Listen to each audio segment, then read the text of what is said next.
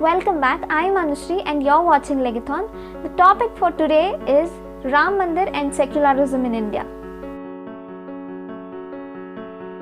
We have entered 75th year of India's independence and a 500-year-old dispute regarding Ram Temple and Babri Masjid has been finally resolved.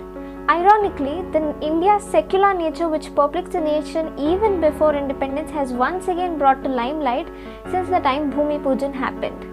There is no second thought about the fact that it's a great achievement that this 500-year-old dispute has been finally brought to an end by the Supreme Court through its decision in November 2019, and in fact both the parties have graciously accepted. The Sunni Waqf Board even accepted the 5 acres of land granted for construction of its mosque.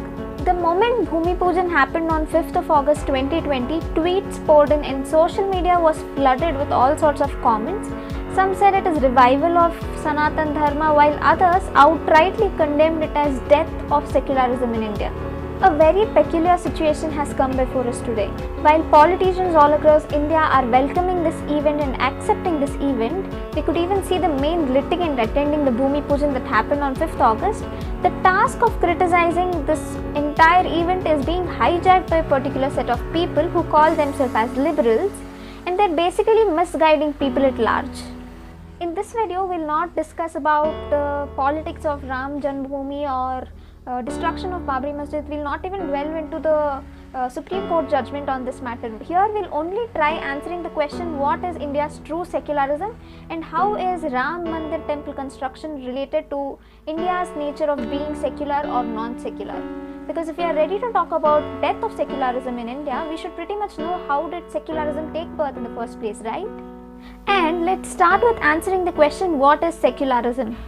So secularism strictly means separation of state from religion. There should be no sort of any religious connection that a state can have. In its strictest sense, politics and church is basically the religion, are two different things and they can never be merged together. And this concept of secularism is basically a Western concept. It is said to be originating in late medieval Europe. So it is not having Indian roots as such. And if we are talking about secularism, let's understand the two concepts of secularism. One is positive secularism, one is negative or Western secularism.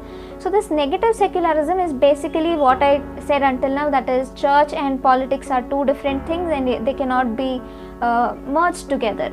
And this concept of negative secularism cannot apply in Indian context. Why? Because Indian society is basically made up of too many religions. It is multi-religious society. Therefore, negative concept of secularism will not apply to Indian context. Now let's see what is positive secularism. Positive secularism, on the other hand, is which says giving equal respect and protection to all sort of religion which is prevailing in a society.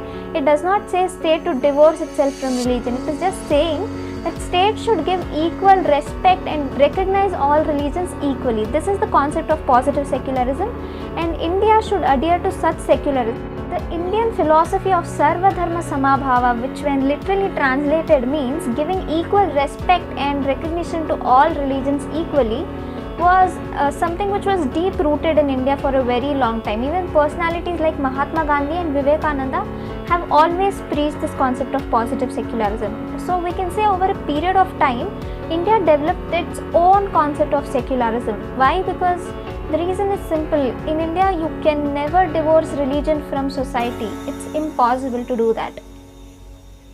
Now let's talk a little bit about constitution and the term secular. If we go back to original constitution, if you could just Google and see, you will not find the term secular in the constitution. But let's actually go back to 1948's Constituent Assembly and see what happened there.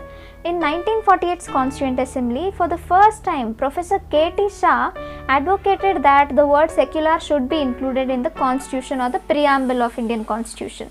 But Nehru and Dr. B.R. Ambedkar, who were like the ardent believers of secularism themselves, were also the people who mainly opposed the idea of inclusion of this term in constitution. Why? Because they were very well aware, our founding fathers knew it very well after seeing the assembly debates, that secularism in its truest form can never be applied to Indian society. And if at all it gets applied, or if at all it gets imposed on Indian society, there will always be repercussions and there will always be chaos. Basically, all the members of Constituent Assembly agreed that India will be secular in nature. However, they intentionally dropped out the word secular from the constitution. So if you ask me, then how did this term secular get included in the preamble of the constitution, then we have to look at the emergency era. On 26th of June 1975, Prime Minister Indira Gandhi on All India Radio announced that President has proclaimed an emergency. What followed in the years is that there were forced sterilization, censorship, all the opponents were put behind bars using MISA, and however, there were a lot of amendments passed making use of this opportunity. One such amendment was the 42nd Amendment, by virtue of which the word secular was added in the preamble of Constitution. Remember here that this word was added into Constitution, denying India any sort of opportunity to debate or even deliberate the need and necessity of its inclusion in Constitution. It was just placed there without anything, just taken and placed in the Constitution just like that. So this is how the word secular came to be included in Indian Constitution. In a period of time, people started accepting this amendment, and finally in S.R. Bommai's case, the Honorable Supreme Court accepted the term secular as basic feature of Indian Constitution. Now let's see, why is Ram Mandir or construction of Ram Temple creating or reopening the debates of secularism? There are two aspects to this. First is the aspect that they are telling construction of Ram Temple is anti-secular. And secondly, the Prime Minister Narendra Modi attending the Bhumi Pujan is termed as death of secularism in India. All the construction of Ram Temple cannot be labelled as anti-secular because our constitution nowhere bans any sort of religious activity. It just says it is secular. It doesn't mean that you should stop all sort of religious activity or construction of temple, celebrating the construction of temple. And moreover, the Supreme Court, when it decided this matter, it never took into consideration the religious aspect of it. It treated Ayodhya merely as a land dispute. I mean, if we look around the world, any birthplace of religious figures are well protected, be it Bethlehem, be it Lumbini, be it Mecca, any place you take. And what could be the greatest proof of India's secularism if the Honorable Supreme Court is treating the birthplace of Hindus' most celebrated god as a mere land dispute? Secondly, why is that upon a Prime Minister merely attending a Bhumi Pujan make many people think that this is death of secularism? Secularism does not ask a person to, show intolerance towards any sort of religion.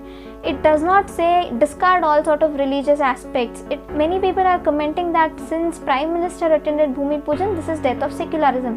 Where is our constitution telling that Prime Minister should not attend? Where is it defining secularism as not attending a Bhumi Pujan function? I just want to say one thing to all those people who are tweeting that building of Ram Mandir is death of secularism, or I don't want to stay in India because this is anti-secular nation. There is just one thing I would like to say. India was, is and will always be secular, irrespective of the fact whether our constitution explicitly says it or no.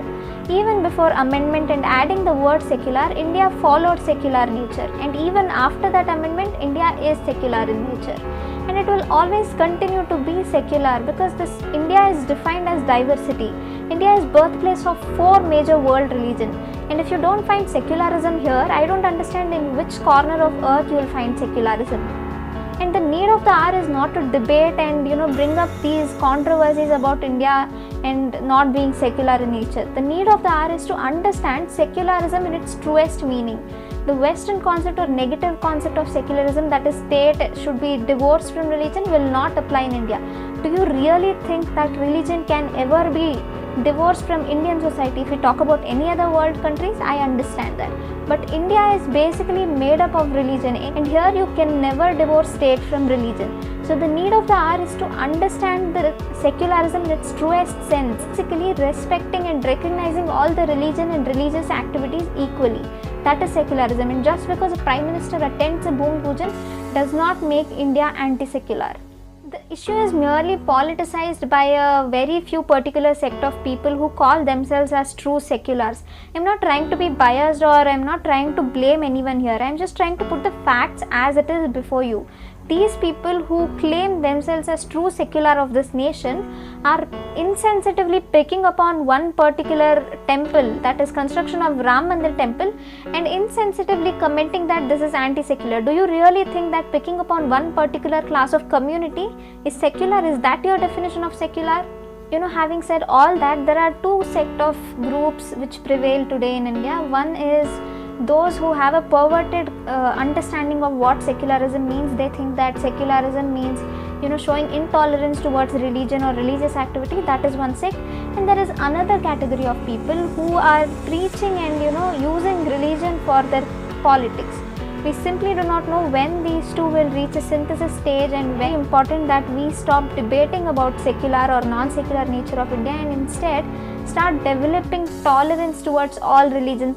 So yeah, that brings the end to this video. I hope you liked this video. Don't forget to subscribe. There is a quiz at end of this video. Please play that and enjoy, and yeah, see you in my next video.